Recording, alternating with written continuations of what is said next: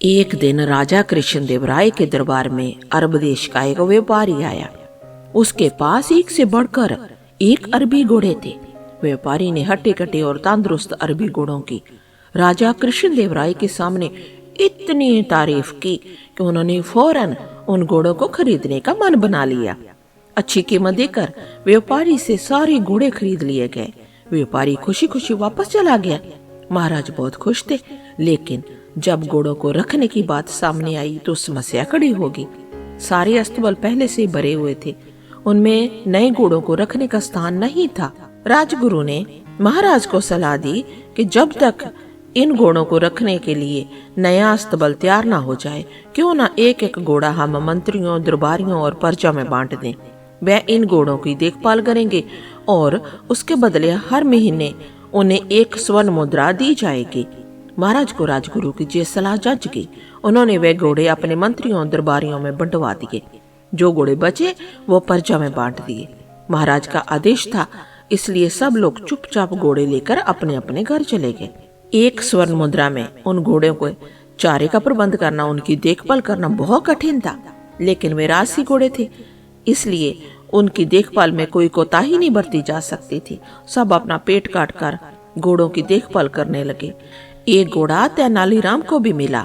उसने वह घोड़ा अपने घर ले जाकर एक छोटी सी अंधेरी कुटिया में बांध दिया। उस कुटिया में छोटी सी एक खिड़की बनी हुई थी। उस खिड़की से तेनालीराम रोज शाम थोड़ी सी सूखी घास घोड़े को खिलाया करता था। घोड़ा दिन भर भूखा रहता था, इसलिए जैसे ही शाम को खिड़की से सूखा घास देखता, लपकार उसे खा जाता। दिन बीतते गए और वह दिन भी आया जब अरबी घोड़ों का अस्तबल बनकर तैयार हो गया। जिन मंत्रियों, दरबारियों और प्रजा के पास अरबी घोड़े थे, उन्होंने चैन की सांस ली। इतने दिनों में घोड़ों की देखभाल के कारण सबके घर का बजट बिगड़ गया था। कईयों पर कर्ज चढ़ गया था। खैर, वह घोड़े लेकर राजमहल पहुंचे।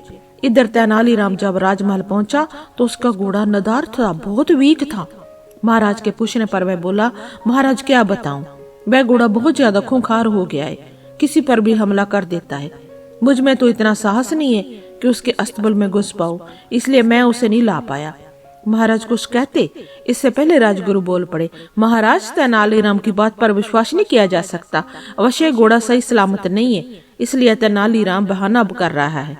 हमें वहां जाकर वास्तविकता का पता लगाना चाहिए। महाराज ने राजगुरु को कुछ सैनिकों के साथ तेनालीराम के घर जाकर घोड़े को लाने का आदेश दे दिया। राजगुरु सैनिक लेकर तेनालीराम के घर पहुंच गए। साथ में तेनालीराम भी था। तेनालीराम ने उसे वह कुटिया दिखाई जहां घोड़ा बंधा हुआ था। राजगुरु जब कुटिया के पास पहुंचे तो तेनालीराम बोला, राजगुरु जी संभल के, घोड़ा सच में बहुत खूंखार हो गया है। आप पहले खिड़की से उसका मुआयना कर लीजिए। राजगुरु ने भी सोचा कि पहले खिड़की से ही मुआयना कर लेना उचित होगा। वे अपना मुंह खिड़की के पास ले गए। दिन भर से घोड़े ने कुछ खाया नहीं था।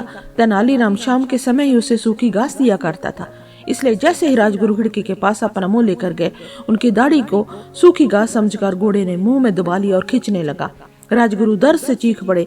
जय देख तेनालीराम बोला, मैंने कहा था ना राजगुरु जी, घोड़ा बड़ा खूंखार हो गया है। राजगुरु क्या कहते, बस दर्द से चीखते रहे और अपनी दाढ़ी छुड़ाने का प्रयास करते रहे, किंतु भूखा घोड़ा भी दाढ़ी छोड़ने को तैयार नहीं था। आखिरकार सैनिकों द्वारा तलवार से दाढ़ी काटकर अलग कर दी गई। तब राजगुरु की जान छूटी। इसके बाद राजगुरु ने सैनिकों को आदेश दिया कि वे घोड़े को पकड़कर राजमहल ले चले।